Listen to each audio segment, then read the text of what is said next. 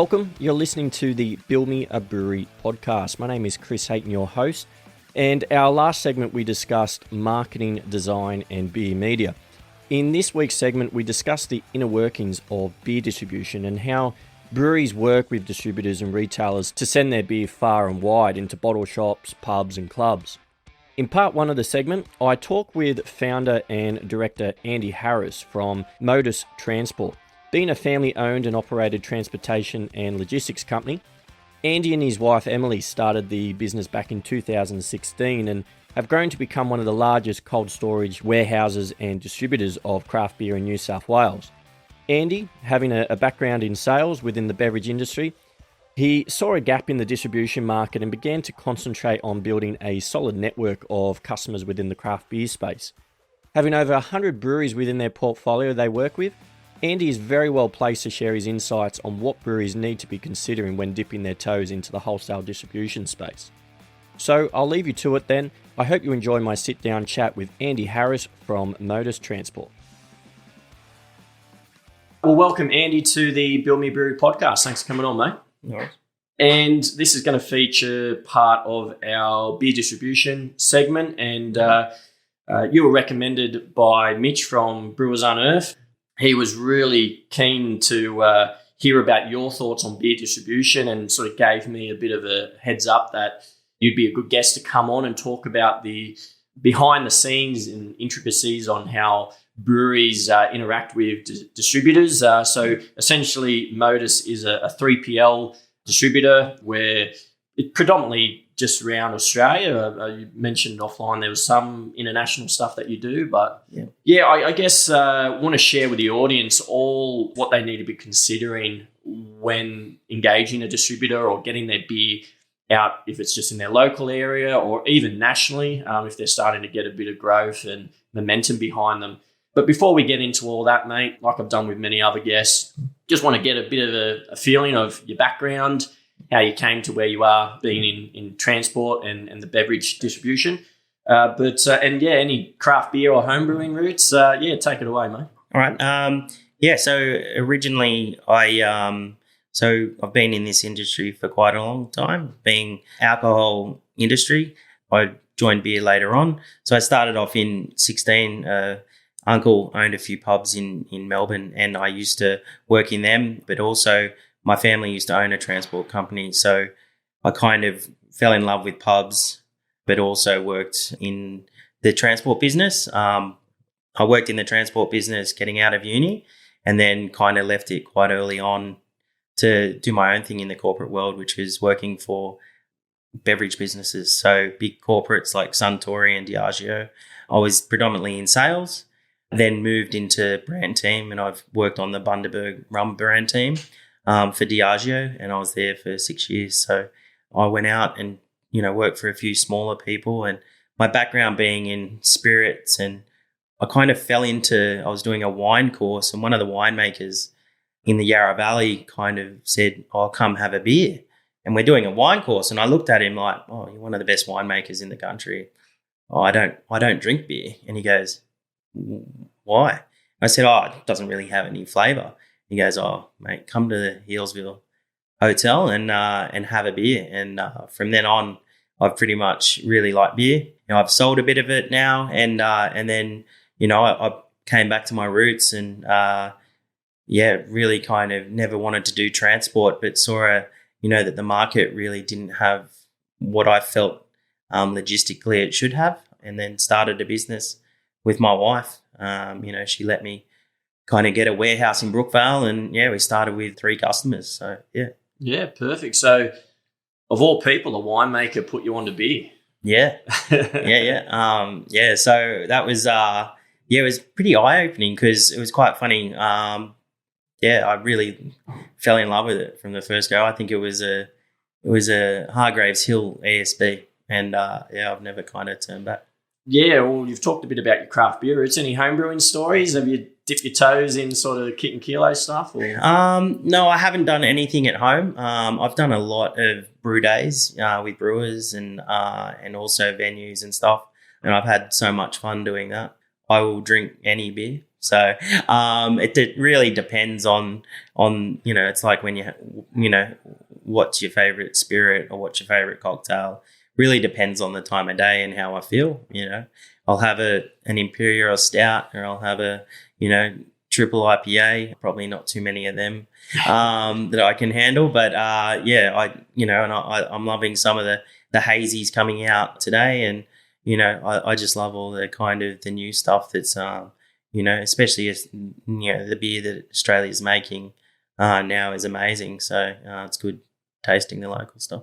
Yeah, no, it's like nearly every week there's something new. Like there's a lot of, I've heard the story that every beer or every beer style has been created. What we're seeing now is just everyone's little different twist on that style to sort of freshen it up or, make it sort of new. But really want to, I guess, towards the end of our chat, probably dive into a bit more about the beer trends and what you're seeing in the market as well.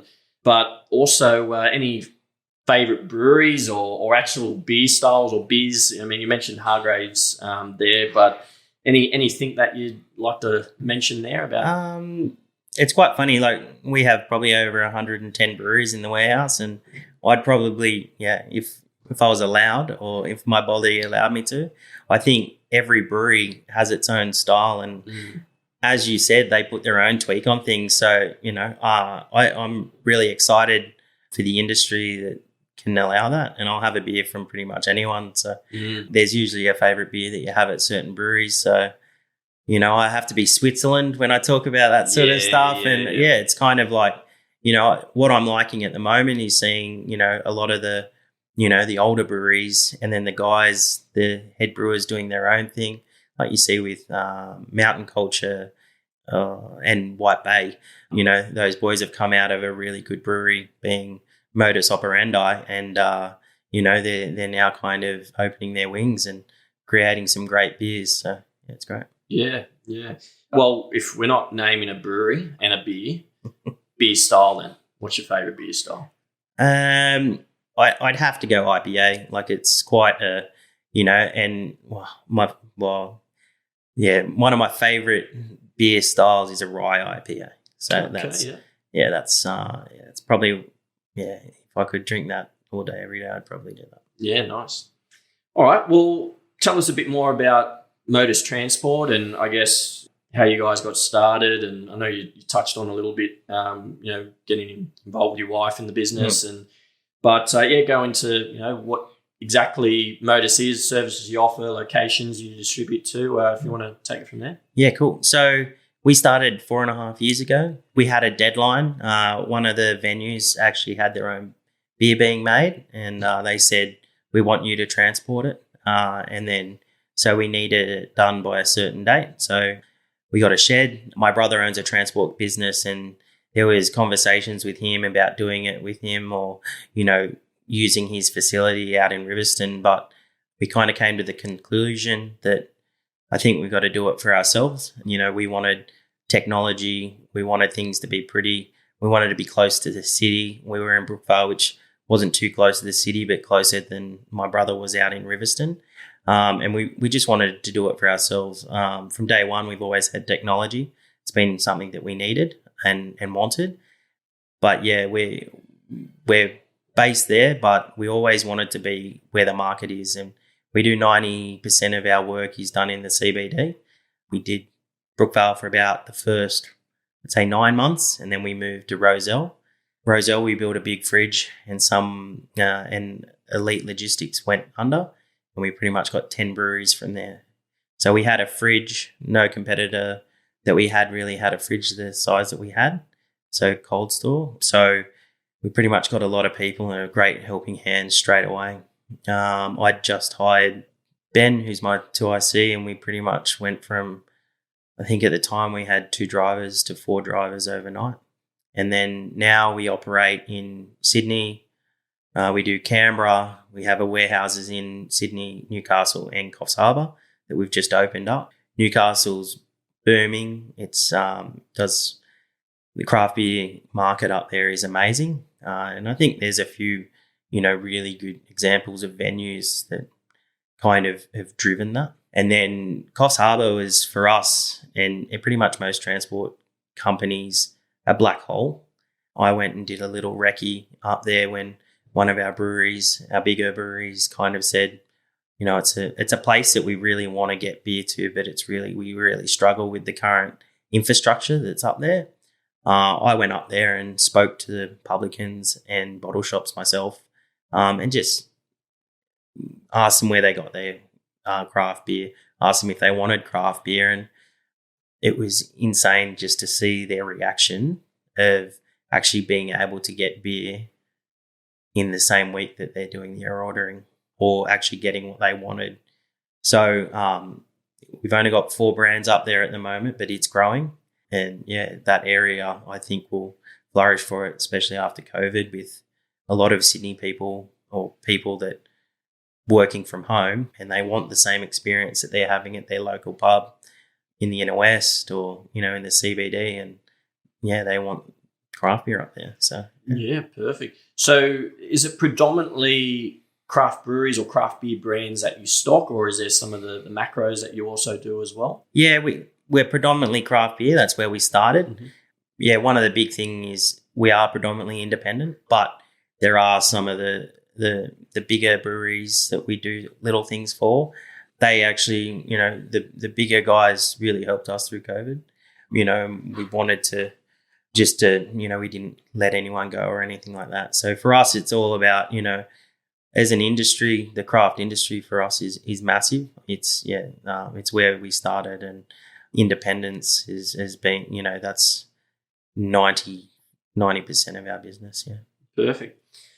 Well, want to dive into, I guess, all the important considerations on beer distribution. So want to, I guess, give the audience an idea around self-distribution, if a brewery was to go out and do their own distribution, as well as doing the traditional distribution model through whether it's a small independent distributor or one of the big boys. Are you able to tell us, I guess, the key differences between the two? I guess what type of breweries, probably size and output that certain models would best suit, and the pros and cons of both. Yeah, so I've worked a lot with this. So obviously, one of the big things that you got to really do first is do the numbers on everything. So one of the big things is making sure your sales team are accountable for their number, making sure that in transport that you're maximizing your fleet, which is, for us, we feel that we do a really good job because now we have scope. So we have over 30 vehicles. Now we can get everywhere every day. So we go to Manly. We have 3 vehicles in Manly every day. We go out west every day. We go to Canberra 3 days a week. We're in Newcastle every day. And we're in Coffs pretty much that area every day. So for me, if I was a brewery, what you have to do is really do your numbers. So the reason is we have to be that third arm for them, and we have to really have a culture, our business, that reflects most breweries. So we will hire, when it comes down to it, we hire people, we don't hire drivers. That costs us a bit more on wear and tear, but we feel that we have the right people to deliver beer. The people that we have to please most of the time isn't the brewery. We actually look at the venues. So my customer, when it all comes down to it, are the venues, because they kind of dictate what's on tap. They dictate who's on tap, and they kind of work the amount of times that we will, there will be a competitor that delivers stock and they're not allowed to deliver to a certain venue because they've done something not the best at a venue, or they'll make the venue lift a keg off the back of the truck, or, the driver won't deliver the stock to exactly where they want it. Happens a lot. I know that. I've worked in the sales side of business. I've worked for big corporates. I've worked for smaller businesses. So the brewery has to take into account all of that. Now, most of the venues, I say, if you're starting out and you just want to kind of cover off your local area to do your distribution, that's awesome. I think that's But when you get past a certain number of kegs, then it starts costing money. So there's a few breweries that do their own logistics, which is all good and well, but they also have to pay for the driver, they have to pay for the warehouse manager, they have to pay for the cool room. They also have to pay for all the vehicles, the wear and tear, the fuel, everything. My whole thing is the big guys don't do it because they save money not having to pay for all that. And pretty much, 90% of the breweries that have been bought out don't do it either. So if you look at the model, when people look to buy a brewery, they look and see how easy it is and how many arms.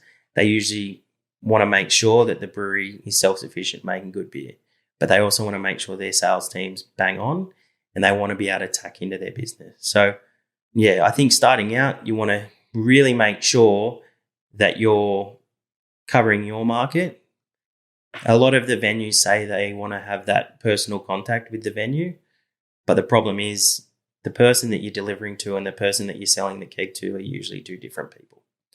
That's the major takeout that I say. And that's what's grown our business. And if we can be an extension of the brewery, because that's how I talk to our staff. Our staff members could walk into a brewery tomorrow and be a staff member there.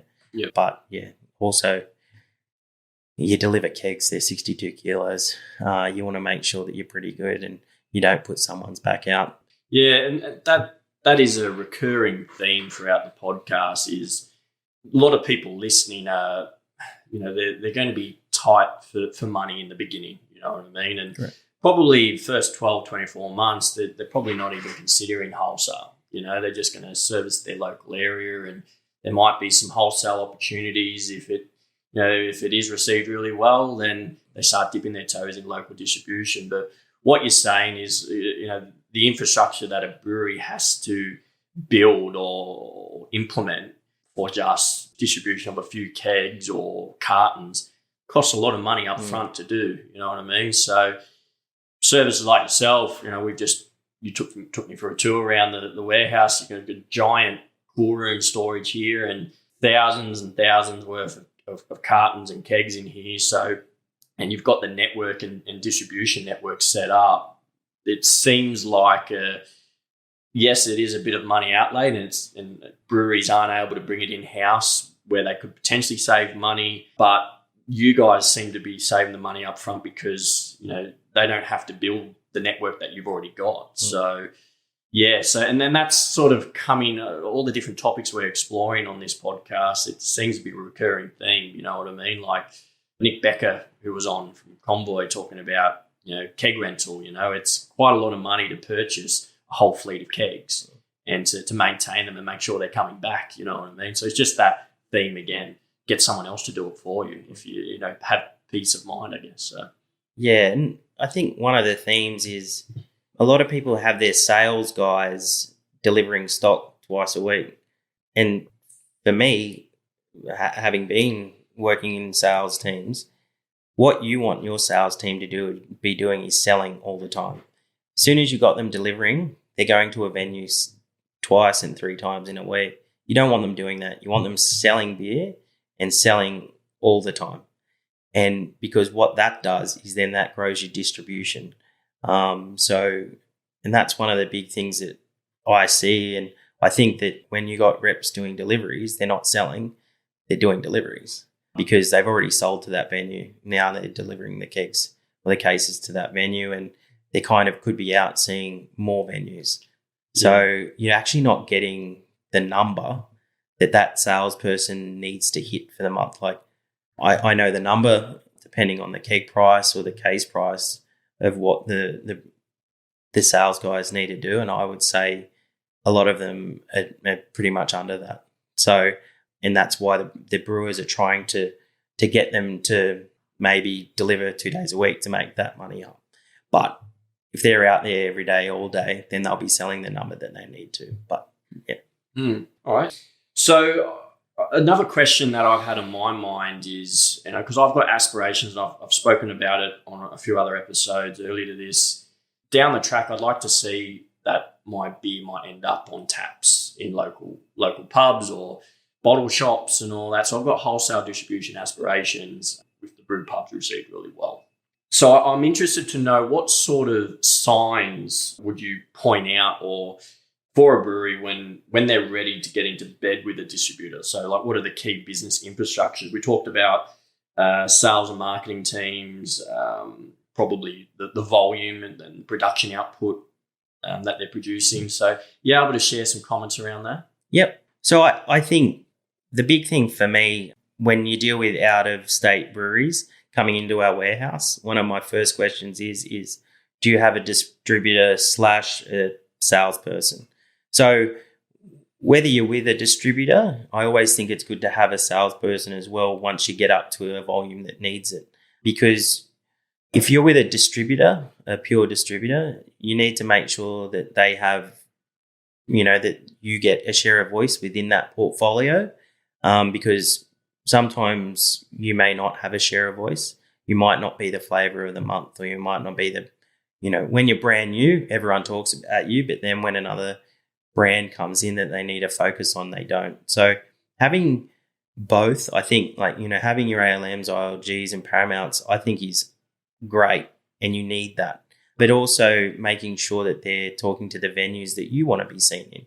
So if you want to set yourself at premium high-end, you need to be sitting with premium high-end wines, spirits, or mixes. So I think one of the big things is taking a leap and kind of focusing on a salesperson or a brand manager that's actually out there in trade banging your drum is, I think, paramount to it. A lot of the owners do it to start off with. I think, you've got Pat from Willie the Boatman who, you can't get away from that kind of world, and what he does is very unique, and there's other owners that do that as well. Like they probably are pseudo salespeople, and they'll always sell more than anyone else, but they kind of try to scope themselves, and a lot of owners do that. But then you've got amazing sales reps and personalities in the industry that's doing really well, and I think when you've got that person, you've just got to turn them over, just making sure that they're growing the way you want them and helping you sell more beer, and getting more distribution points. But yeah. Well, you've seen a lot, you've interacted with a lot of brewery owners, and you've seen it from both sides, the supplier and the customer. What are some of the common mistakes that you tend to find with breweries starting to dip their toes into wholesale distribution? Is there any sort of common mistakes or big no-nos that you've come across? I think one of the big things I see is making sure the distributor is aligned to your business. So sometimes I see breweries going into a distributor that pretty much won't see their target market. Making sure that they see your target market is huge. So, making sure you pick an on-premise partner, an off-premise partner. If you're premium, you don't want to be, and you want to grow in all the high-end venues, you want to make sure that distributor is with all the high-end venues. So, you want to be next to all those high-end wines and spirits. Whereas I think sometimes people go into a big distributor not knowing that they're only going to see bottle shops, and they're on premise. They want to grow on premise. So that's where I really think that they should consider kind of maybe holding out a little bit and really mapping out their target market. And you mentioned there a bit about identifying the right distributor for, I guess, what you're trying to achieve with your beer or your products.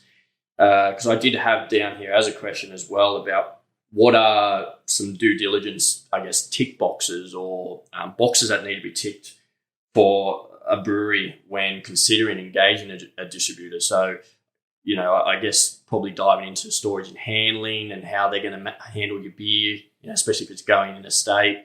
Are you able to, talk a bit about that? Yeah, I think so. If your beer is pasteurized, then you don't really have to matter.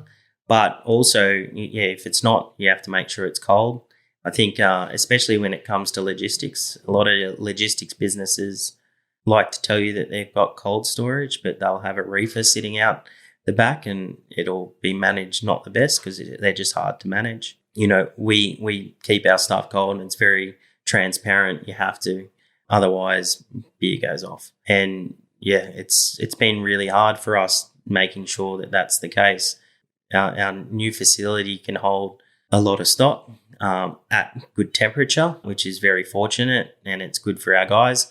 But yeah, one of the big things is just making sure that, go have a look at the facilities that they're doing. Make sure that the business that you're actually engaging has the right people running it. Make sure that they have good technology and people that, I think a lot of people get a price list and then they go to a business that may not have, the best facilities. It'll end up costing you more because on breakages and so on. And also make sure that they're going to treat your beer the way you would treat it, which is essentially like milk. Yeah, I think that's been my one big takeout in this industry, is even speaking to competitors within the state and outside the state, they don't kind of understand the product. And we teach our drivers the products. We teach our team a lot about the beer because they're working around it. They have to understand it. You mentioned, a comment there about pasteurisation, and it's been mentioned a couple of times. And so just for the listeners who might not be aware of exactly that is, but that's essentially where the process of I think removing enzymes from the beer and basically improving shelf life and stability of the beer. So is that why you see some of the bigger breweries, you see these truckies delivering 4X cases and Carlton Draft, and they just seem to sit on the road in hot weather? Can they get away with that? Is that the reason why? Yeah, I think. Is that just poor handling? That shouldn't be happening. But no. You see kegs on the side of the road in Australian heat. I hate saying this, but that's and I don't like, but it's old school. So it's old school thinking about beer. That's the way we've done it always and every time. So that's how we've got to do it. We don't have one. We have express utes, but we make sure that. But the problem is we don't have one open bed for big trailers. We always have sandwich paneled vehicles. Because of that fact is we don't want them sitting out in the heat and getting really cooked. Even if it is pasteurized, you want to make sure that the beer is fresh. I think that's the kind of mentality. Like the problem is with the bigger breweries, they actually go through their stock pretty quick. So the Fosters and the Lions, their beer is pretty fresh. So they're pumping it out pretty fast. I think they have on stock 4 weeks nationally, which is pretty huge. Yeah. And so historically, their deliveries have been in open deck trucks in weather that can cook the beer because it's fresh and pasteurized. So yeah, they feel that it lasts. Yeah. Yeah, and listen, I feel like especially when the rise of craft, and it's easy to bash the big breweries. I mean, I grew up with their beers, so they definitely have a part to play in it all, and they still have majority of the market, and they make quality beer. I mean, I think I had Hendo on in our quality management segment. He bangs on, 4X is one of the most high quality beers you'll come across. Yeah. It's you have a 4X in Sydney, you have a 4X in Brisbane, or you have a 4X somewhere around the world. It's probably going to taste the same week in, week out. So I guess that is what you're saying. I wasn't aware of that fact there, that you've only got 4 weeks of stock nationally. So that's pretty amazing. It just shows you the network and the amount of beer they're pumping out. So tell us, I guess, a bit about what a healthy relationship is between a brewery and a distributor. I think one that obviously aligns to your values also helps you grow. Like, you have to actually, you need to grow together. When we take on, say, a brewery and you can grow together, it's really exciting when you can help each other out, and it's awesome. And the fact is, you want them to be getting you tap points. I think that's a big thing. Getting tap points in this industry should have a bit more emphasis, and I think there should be a lot more kind of help on the independent guys working together to get more tap points. But I think that's where you want your distribution. That's a good relationship. You want them to be growing your business, but then for either you to work in conjunction and put a sales rep on at the same time, But yeah, you want them to align to you and your ethos and kind of make sure that they understand you as a business. So the big thing is people just go, I'll just send you beer. You can sell it and do whatever. The big thing is making sure that you indoctrinate them into your business, show them what you can do, and then they're happy with you handling their product and selling it and or delivering it. I think that's a marriage made in heaven. Yeah, and I guess it comes down to any sort of successful relationship. You don't want to appear too desperate either, because I feel like it will be too much of a one-way street with the distributor sort of calling the shots. And like you said, it needs to be a business arrangement, a business partnership. So if don't be scared to sort of say no to a distributor if they don't align themselves with your overall strategy. So there's no, because otherwise, like you said, you'll be creating a brand or portraying your beer to people in a light that you didn't want it to be. Correct. So, yeah. Like anything, you have to really make sure that you've got your own backyard done and dusted. So you want to then go, what market do you want to grow in? And then you look at the markets around the country and you kind of pick one or the other. So is my market more, cool climate? So I'll take it down to Melbourne and see it go nuts down there. But also making sure that do you have enough stock that you can send down there? Because, if they do grow and they do like your product and brand, then you got to make sure you can really keep up. So, yeah. In an earlier episode, I think it was our quality management segment, had Dan McCulloch on with Richard Chamberlain from Lullamon Brewing. He made an interesting comment about every brewery needs to be budgeting for a recall in their beer.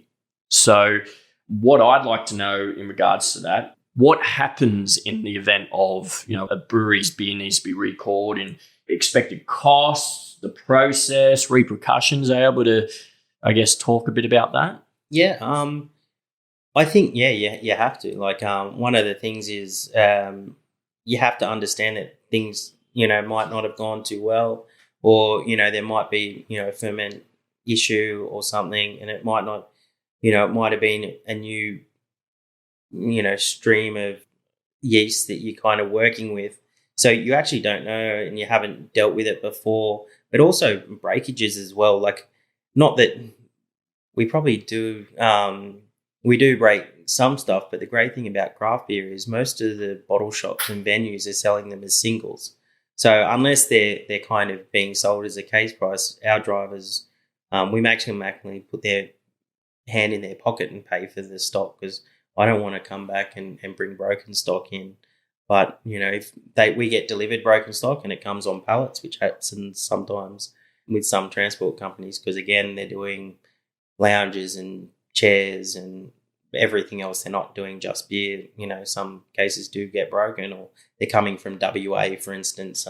It's in transit for a long time. So the big thing for us is making sure that, we encapsulate that so the market doesn't get it. But the breweries, we still have to pick up those kegs again. We still have to re-deliver the cases and bring them back in the warehouse, and we have to destroy it most of the time on behalf of the brewery. Sometimes if it's an issue with, and it might not be a quality issue, it just might not be as consistent as it was, and the brewer needs to get rid of it, and sometimes, most of the time, it's okay to drink, or it might be a bit more hazy than they want it to look out in market. And you have to have those qualities and checks in place and be happy to go, there's 50 cases that I don't want to go out in the market because it's not as consistent as the batches before it, and we get them destroyed on behalf of the breweries, and it does cost money. It costs us money. But one of the things is, just making sure that you do have to budget for that. It's like anything.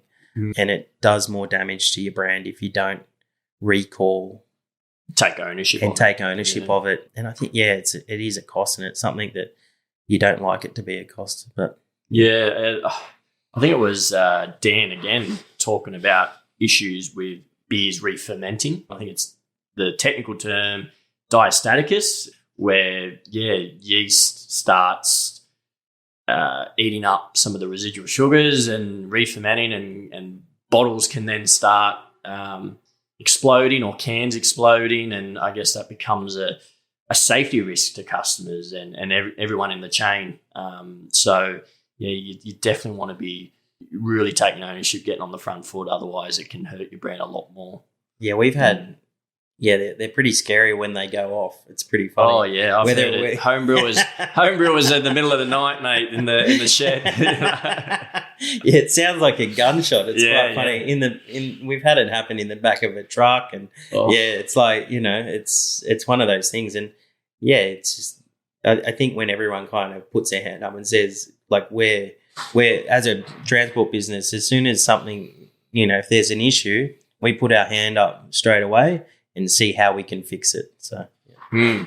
All right, well, wanted to get your industry insights as well. I've always tried to sort of sit down with a guest and whatever perspective that they have on the industry. Some are obviously working in industry from all different walks of life. You from that distribution angle. Like to hear from you about some trends that you're seeing in regards to beer distribution. We've had other guests come on and talk about low alcohol or non-alcohol beers. I've noticed that I've seen a couple in the warehouse here today. But tell us about what units are you moving most of, or I'm sure you've probably got some good data that you capture to see what's coming in and going out. Yeah, I think it's funny. I think it'd be pretty interesting to see all that. But one of the big things that we're pretty much Switzerland when it comes to that. Like, you see all the normal stuff come through, like hazies, and they're going nuts at the moment. But we see a lot of the trends. Like in winter, there'll be a lot of stouts and stuff like that. But one of the big things that we've noticed, and it has come this year, is the awesome stuff that is people going back to local. And I think that's the major trend that we're seeing is, people are going back. They want to know where it's made. If it is an international brand, is it made in Australia? But also, people want to support their local brewery.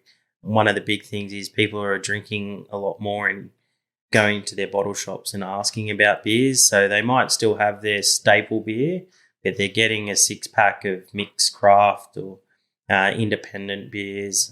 Seltzer's doing big things at the moment.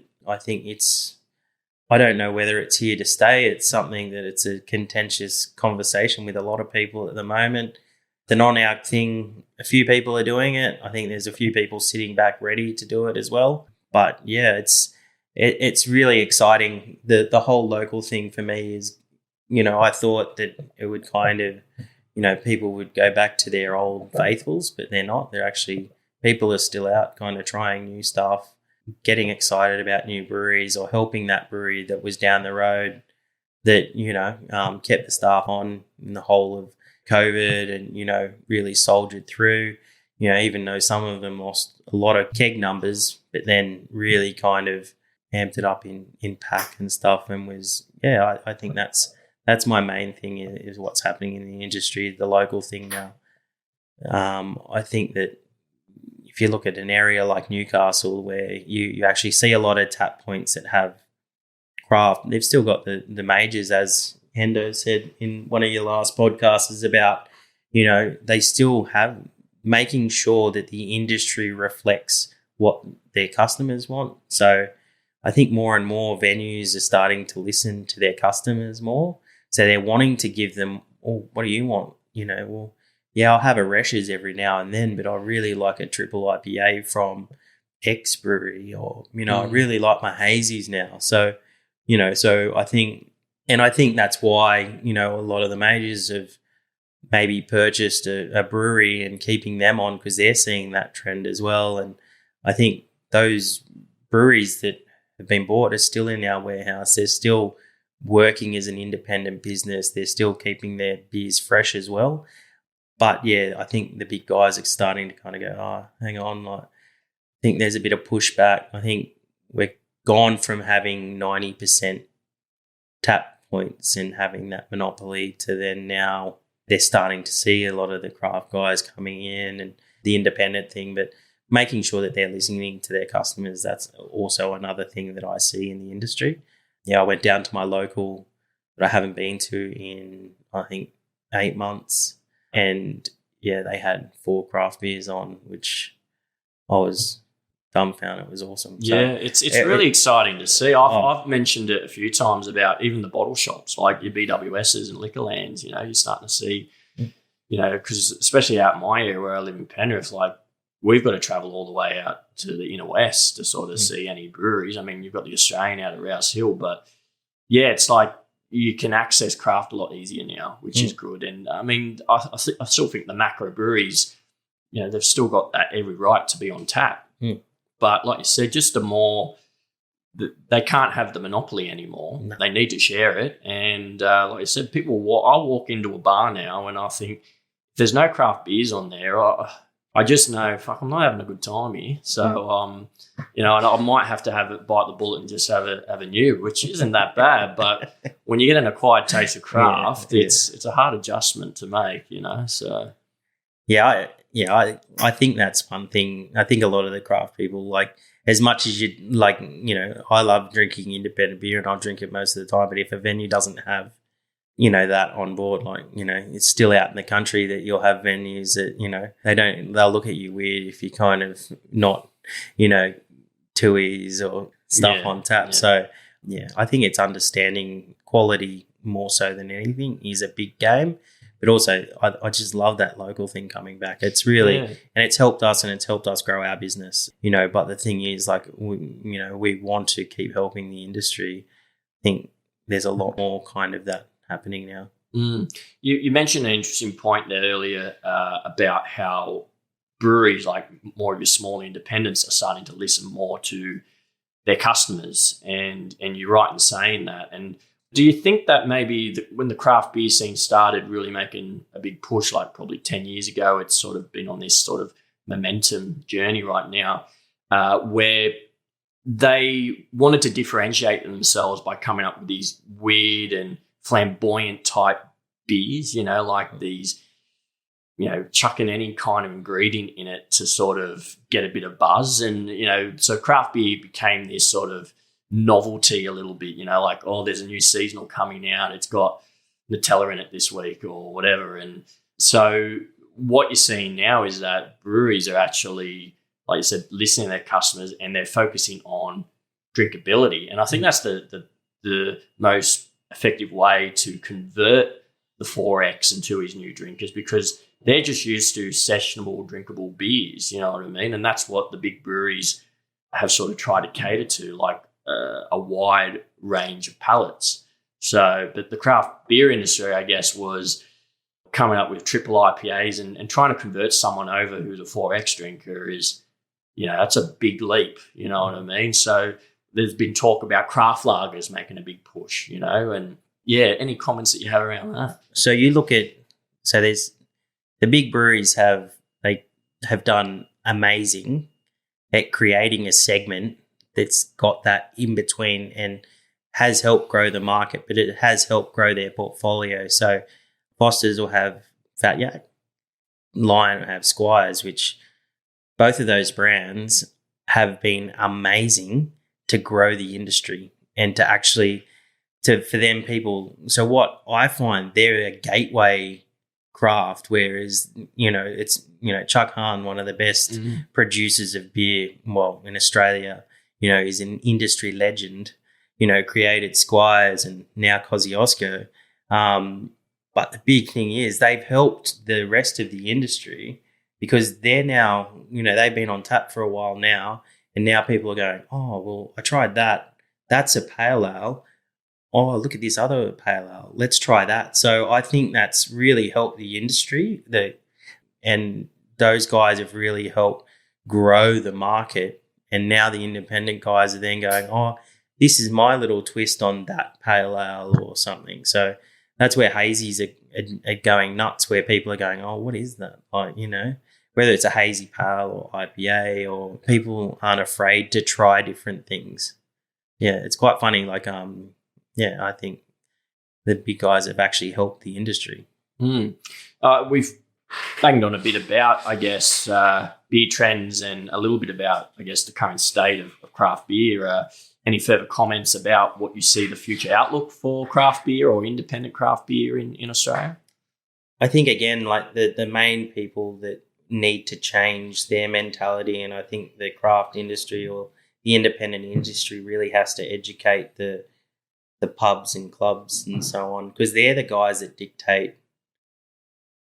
They're essentially the people that are signing the contracts for the bigger breweries because they're getting rebates and so on. And, the big thing that I want to see for the craft beer industry is working really hard to really get venues to understand what they're buying their beer at and how they're buying their beer, because and that's for me, like, making sure that they're educating their venues on what the market's drinking, because the growth of craft is going crazy and you want them to rotate your taps. The fact that people say that 90% of my customers are drinking 3 beers out of their 10, you want all your taps rotating. And this is the issue with venues. They're saying, well, I have to have X, Y, and Z. And I'm like, well, but you're not selling 3 of those brands. Do you reckon if I have 3 less taps, I'm not selling them? Oh, but you're not going to get the rebate.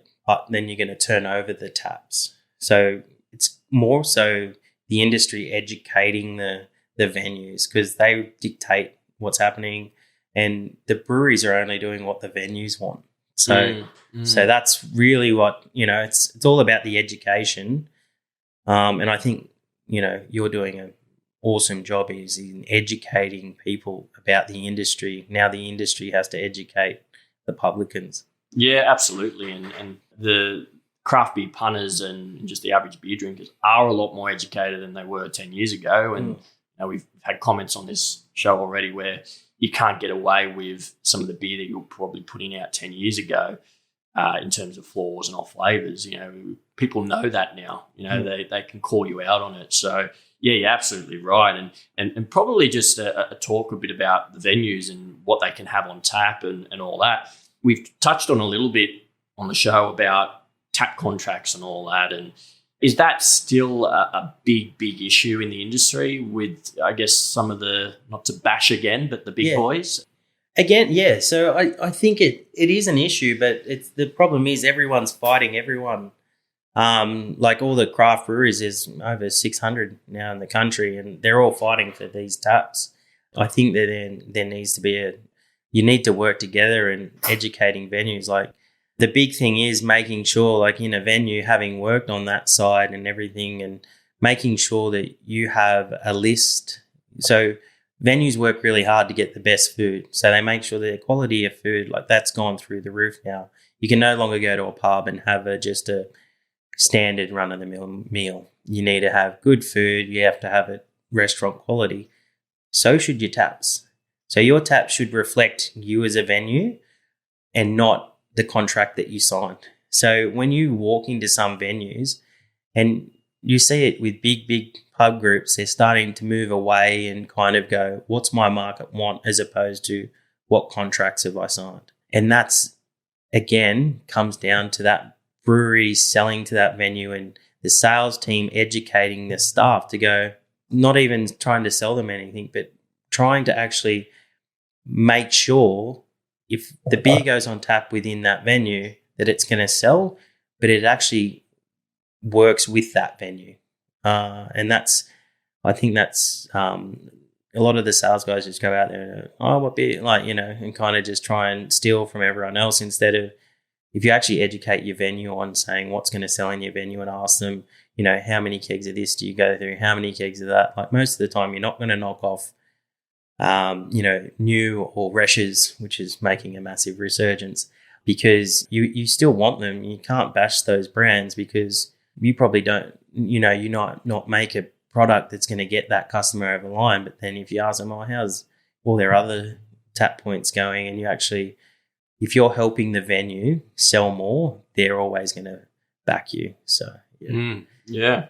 No, really, really glad I did have you on, mate, because you've got some great insights there, especially on the distribution side. And I mean, it's been talked about a lot on like shows like Radio Brews News. I know Matt Kierkegaard and Pete Mitchell talk a lot about the anti-competitive nature of tap contracts in Australia. So, and you're dead right. Like venues are starting to think, well, my priority is my customer base, and my customer base is telling me they want this. So maybe those grants I get from them isn't worth it. So, yeah, absolutely. Well, coming towards the end, mate, once again, really glad I had you on and appreciate your comments and insights. Any closing thoughts and advice on the beer distribution side or just operating a brewery, building a brewery in general? No, I think it's I think these podcasts are doing, I think people should get as much information as they can. So when they're ready to open a brewery or do it, going out there by themselves, that they're ready to go straight away. They want to make sure that they're hitting the ground running, and the first time they put beer into keg or put it into can, that they can sell, that first run and then just keep going. Yeah, perfect. All right, anything else you'd like to maybe plug? Got an audience around Australia, got some international listeners as well now. Didn't realise I'd get people in South Africa listening to this podcast. Wow, that's awesome.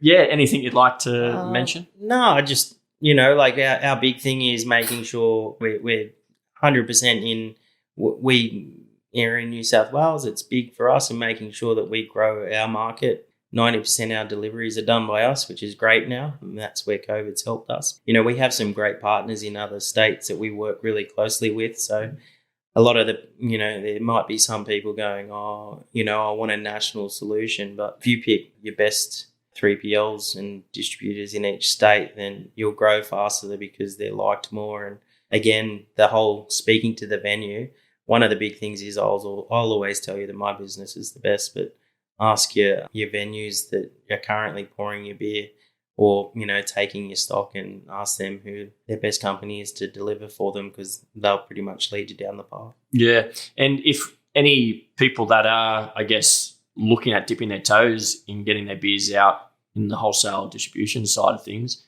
do they sort of reach out to your sales team and have a chat? Yeah, we don't have a sales team. I'm the salesperson. Yeah, so we're on the website. We have a website. We've kind of cleaned up the website from what we originally had, because we've pretty much got just over 110 breweries, pretty much from word of mouth. And thanks to our amazing team, they're awesome, and we actually care about your beer. So I think that's the one thing that is different from other 3PLs. We actually care. We want your kegs to be delivered into the core room. Our staff will deliver their cases into the storeroom. So creating that kind of personal feel. Yeah. Perfect. All right. Well, thanks again, Andy, for coming on the Build Me Brewery podcast. Thank you. Thanks for listening to the Build Me a Brewery podcast. That was part 1 of the beer distribution segment. Part 2 of the segment, I meet with Group Quality and Sustainability Manager of the Endeavour Drinks Group, Diarmuid O'Morda, to discuss how breweries can feature within their massive network of bottle shops and pubs around Australia, as well as the importance of quality processes to adhere to when getting into the wholesale distribution space. As always, if you are liking the podcast so far and find the content useful, please give us a follow and rating on whatever platform you're listening on. Also, follow us on all our social media handles, as well as visiting our website, www.buildmeabrewery.com.au. I'll also mention to listeners that we now have a new Build Me a Brewery discussion group linked to our Facebook page. Now, this is a group of keen listeners and like-minded people discussing their brewery build plans and providing advice to others on the subject. Link to this group will be in the episode show notes. That's all for now. I'm Chris Hayton, your host, and this is the Build Me a Brewery podcast.